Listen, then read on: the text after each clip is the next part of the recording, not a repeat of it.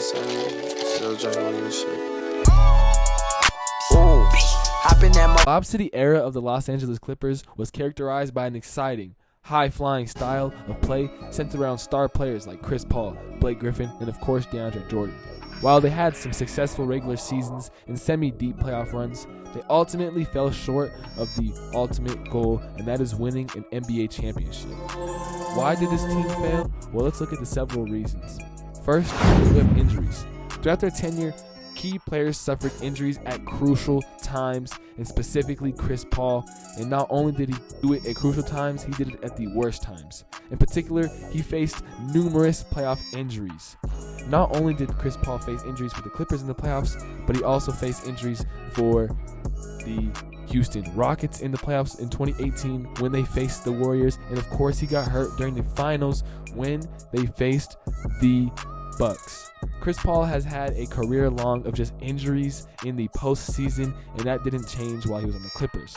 And without their commanding floor general point guard, Blake Griffin and Deandre Jordan as players go down. Not only was the injuries holding this team back, but the competition of the Western Conference at this specific time was exceptionally competitive, with the teams like San Antonio Spurs, Golden State Warriors, and a little few years later, the Houston Rockets, posing significant challenges. The Clippers faced tough opponents in the playoffs, season in and season out, often unable to overcome these formidable teams. This is during the time where Stephen Curry was a back MVP. This is the time where he won his unanimous MVP. And then, of course, the San Antonio Spurs had Kawhi Leonard, Tony Parker, Tim Duncan kind of, but of course LaMarcus Aldridge was really the star of that team. And it's just the Spurs. You know, they're always going to have a depth team. They're always going to have a good coached and just a well-performing team. And of course the Warriors, they won chips during this time.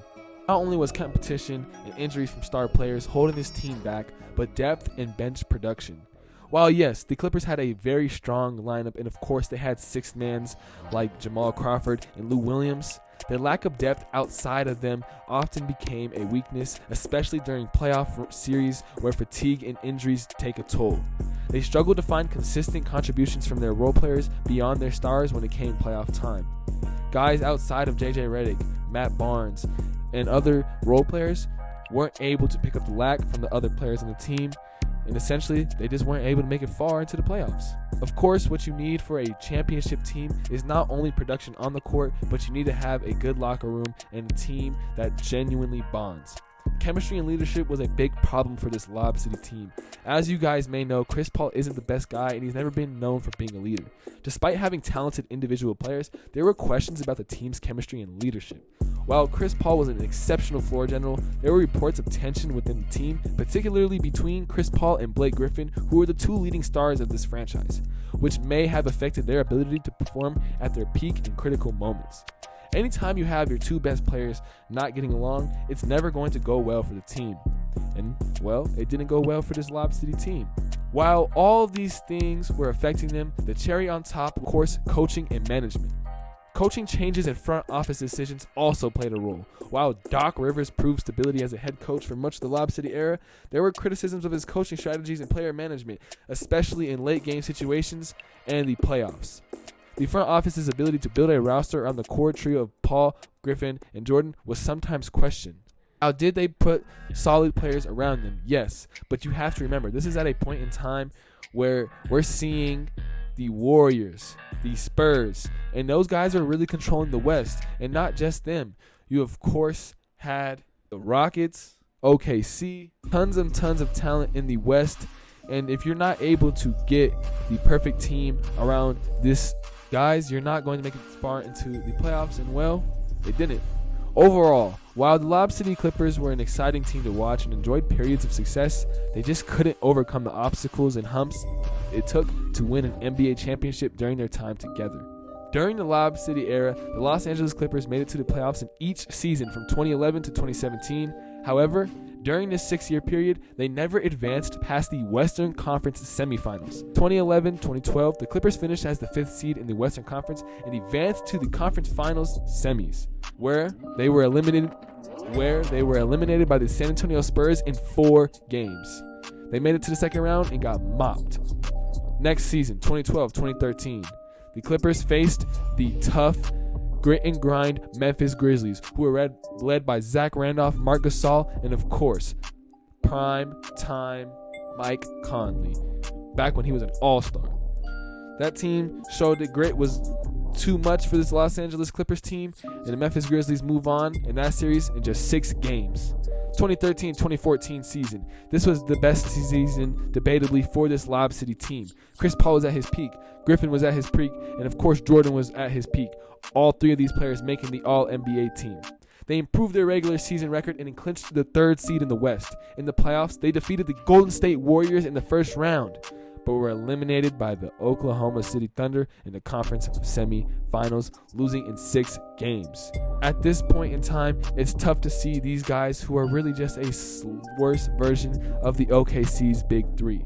They, of course, had Kevin Durant, who this season was debatably the best player in the NBA, Westbrook, who was, of course, an all-star, and then you have 6th-man James Harden, who, yes, was a 6th man, but wasn't doing 6th-man things.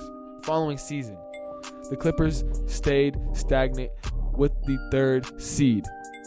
This time, they got their get back against the Spurs, who originally swept them. They finished the Spurs off in a thrilling 7-game series, but alternately lose to the second round to the Houston Rockets, led by James Harden, in the conference semifinals, also in 7 games. A really tough defeating loss, and this right there almost seems like it broke them. This was their chance to get over that hump and potentially get into the finals, and well, James Harden and Dwight Howard just wanted it a little bit more. 2015-2016. This season, the Clippers finished with a record of 53-29, securing the 4th seed in the Western Conference. However, that didn't mean a damn thing to Mr. Damian Lillard. They were eliminated in the first round by the Portland Trail Blazers in 6 games. In the last season for this Lob City era, the Clippers made it to the playoffs as the 4th seed once again. And this time, they defeat the Utah Jazz in the first round and now get their chance to beat the Rockets, who they originally lost to. They're facing off against James Harden once again, who is in his prime, almost his peak, and this time they lose in 7 once again. 2 heartbreaking losses to this Lob City team, and when you look back at what this team had and what this team did, is they weren't far from getting a championship. Injuries plagued them. Just tough playoff series that came down to the wire. They lost that could potentially have given Chris Paul a ring. When you look at the key players for this run, it makes sense why they weren't able to do it. They just didn't have enough talent compared to the other guys. Of course, you had Chris Paul, who is a very well-known point guard. Blake Griffin, one of the best guys you could have next to a point guard. And Deandre Jordan, who was essentially just another version of Blake Griffin. Then outside of the stars, you had the key role players like Jamal Crawford, who was one of the best 6-mans of all time. JJ Redick, a top 15 shooter of all time. And of course, Matt Barnes, who is a solid wing that could play defense and get some buckets when he needed to do. But when you look at these 6 players, it's not screaming championship players. Chris Paul is for sure a Hall of Famer, but outside of that, you can't guarantee these other guys are. And when you look at what this time period was, you needed more than one Hall of Famer to get to that championship level. This Lob City era will always be a remembered era. It was one of the best basketball teams in the 2010s. It's unfortunate to see such great talent not be able to get over that hump. But that's why the NBA Finals is so tough, and a lot of players will fail to win a championship. That doesn't mean that what they did to the game meant nothing. I'll always love this team.